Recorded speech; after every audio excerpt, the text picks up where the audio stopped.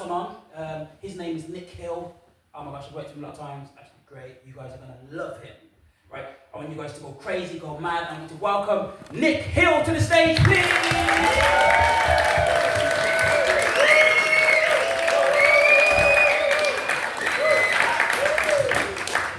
Well, you've been treated tonight, haven't you? Were first. A black person and a ginger.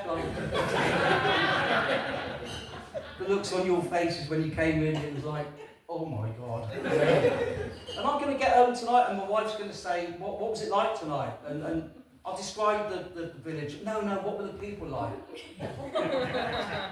Well, we've got a bloke in the front row who's been an accountant without any qualifications. We've got a woman who's bought her husband off Amazon. We've got a retired person who spends her time smoking weed. We've got a couple who came in really early, and he obviously had a brand new t-shirt because he was admiring how tightly it fitted. They haven't been together very long because you were all over him. We got a builder, fucking miracle, he turned up on time. Next door, then. We got a lady, shut up, we got a lady in the front row with two kids she hasn't even named yet. We've got two ladies behind this loved up couple who said we'll sit behind you because we'll be safe. You won't. We've got the two hardest looking blokes in the room, 3 rows back, who said we are not sitting near the front. We've got a poor sod at the end tagged on to these 3 who only went to put his coat on the bench, came back, nearly kicked your pint open, your carer had to look after. And then we've got a lady at the back who got really excited when Craig Daly mentioned a threesome. Your eyes lit up, I was still behind you. So that's what I'm going to tell him when I get home. I've been doing comedy sort of 20 odd years, and I've got, when I started, I had dreams, I had ambitions. I thought, maybe a one-man show, maybe a tour, maybe live at the Apollo.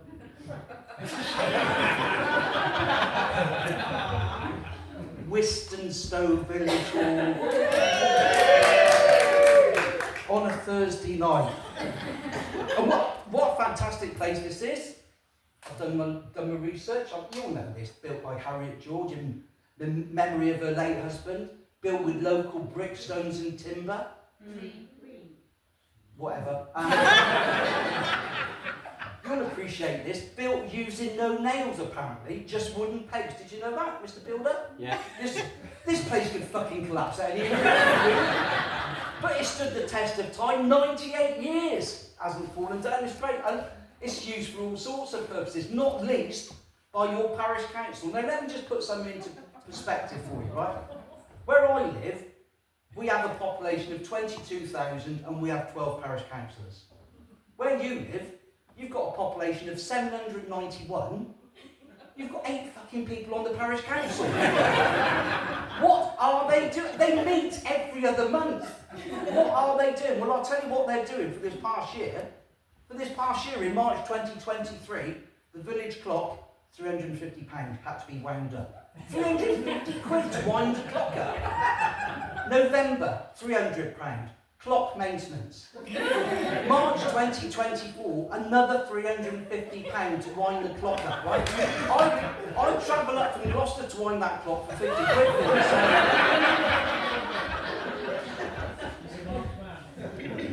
And that's £1,000 in a year. I reckon this has been going on for about 5 years. You could have had a new digital clock installed.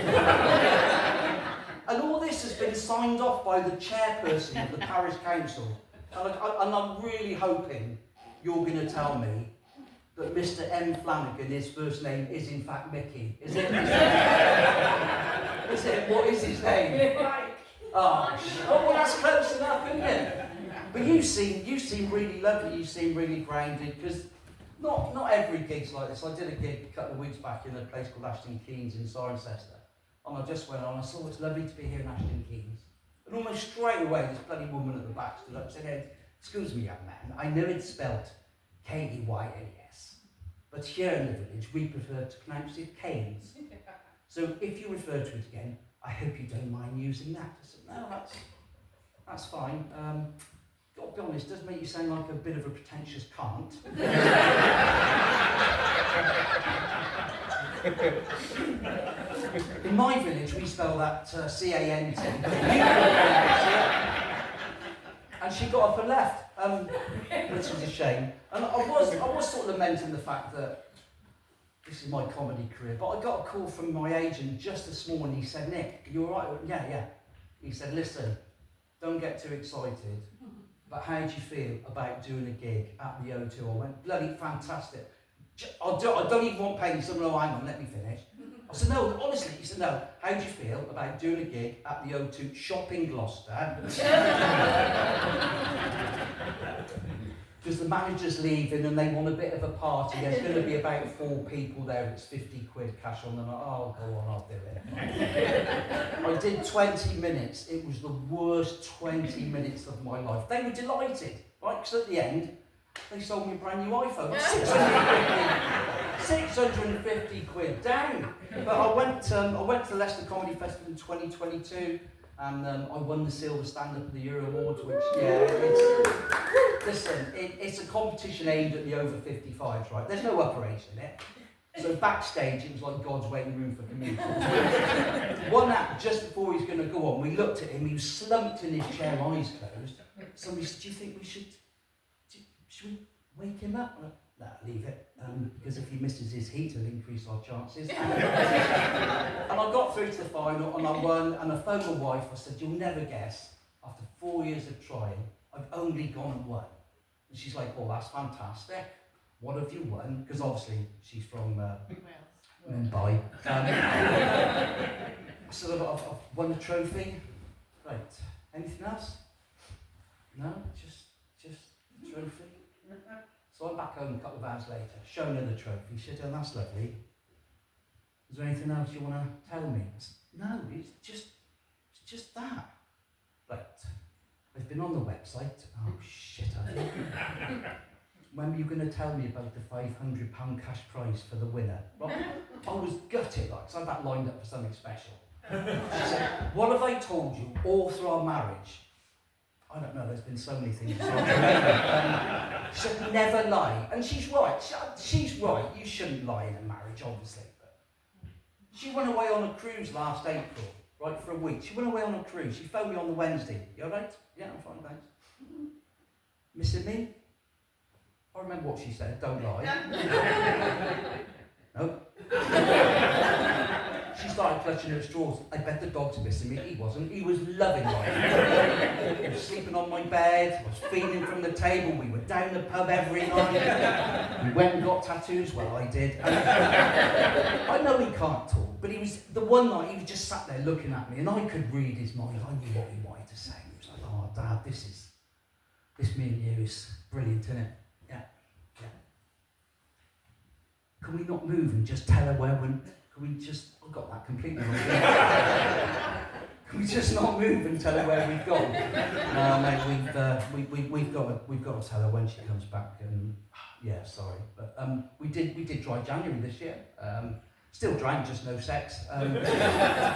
She's just not a happy woman generally. It was her birthday. Oh, today, and got a spa day. Apparently that was wrong because she hates grocery shopping. We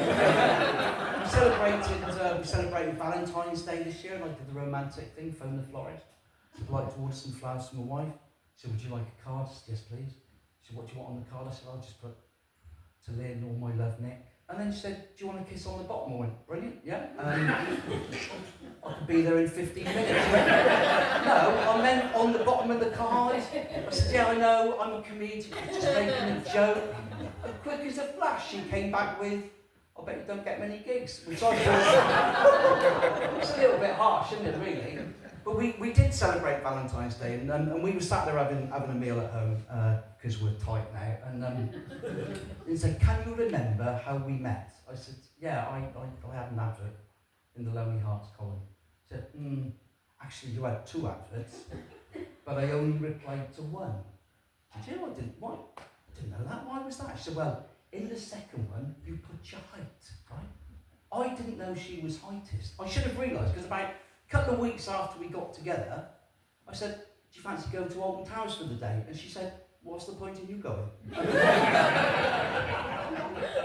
And after we were married, I came home one day. She said, "Sit down, I need to ask you something." I said, "What is it?" She said, "Do you realise you're only 8 inches taller than the largest emperor penguin ever recorded?" She Googled it.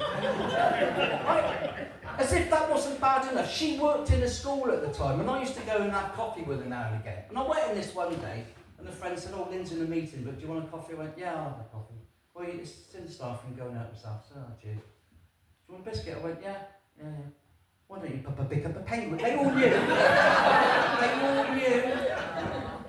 But we've been married 24 years this year, and it has been hard. She does moan a lot. Like, she moans about there's a lack of romance in our relationship.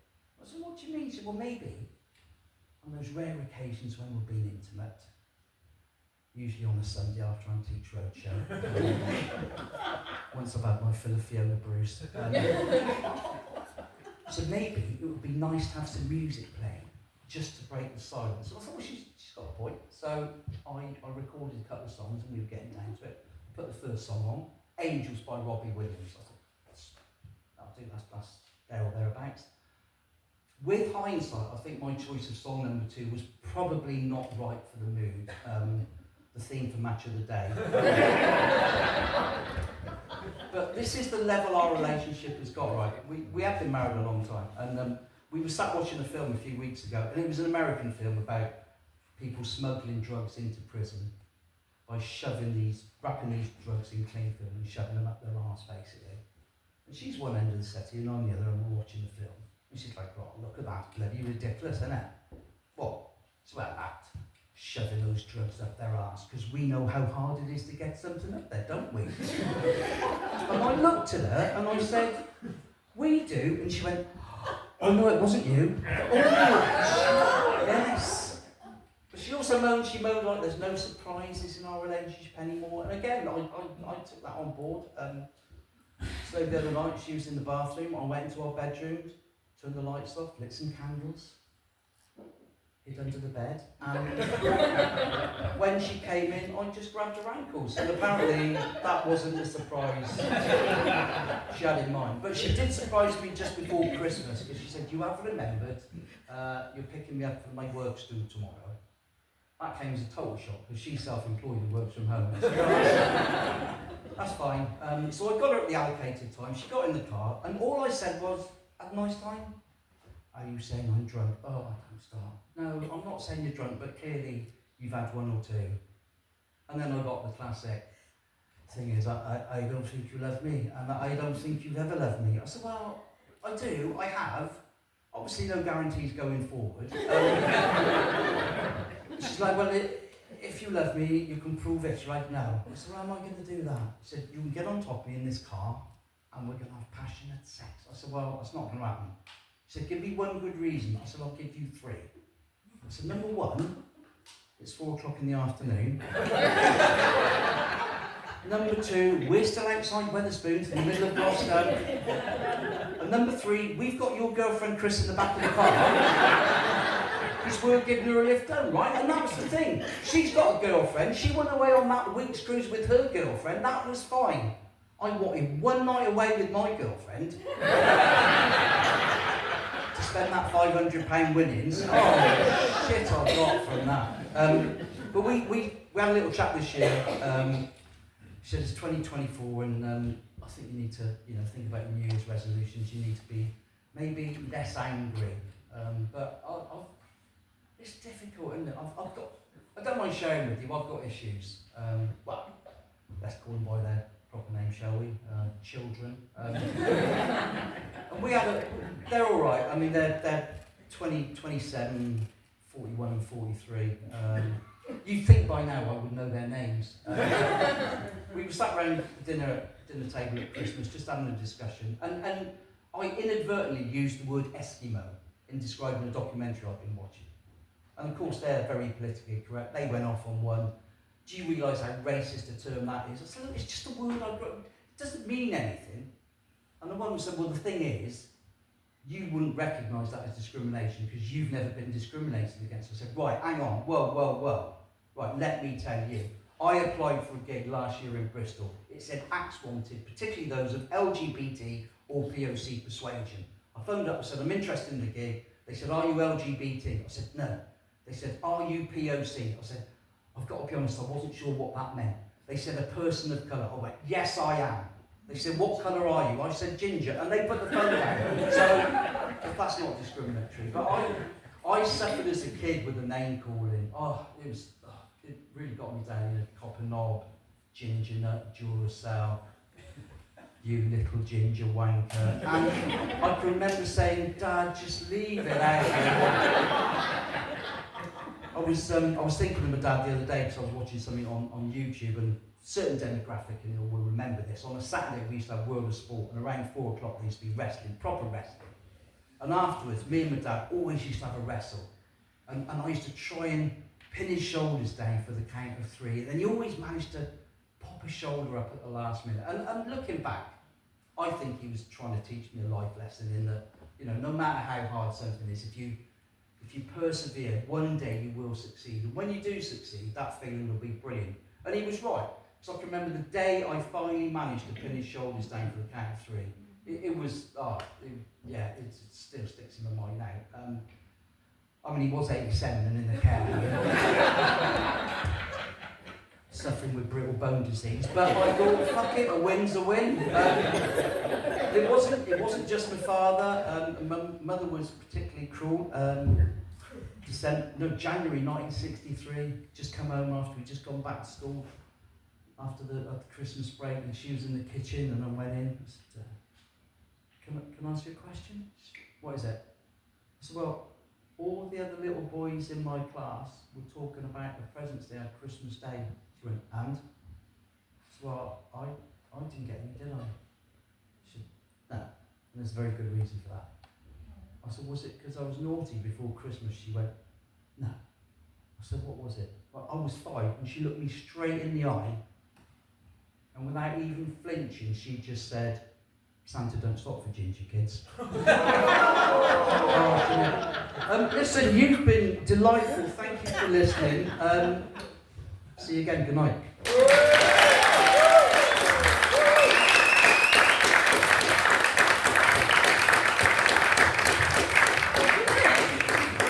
Someone your age as well, someone you can relate to. But guys, one more time for Nik Hill, everybody.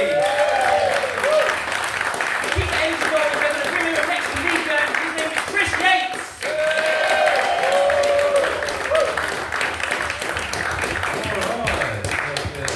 I don't know what he's complaining about. I never got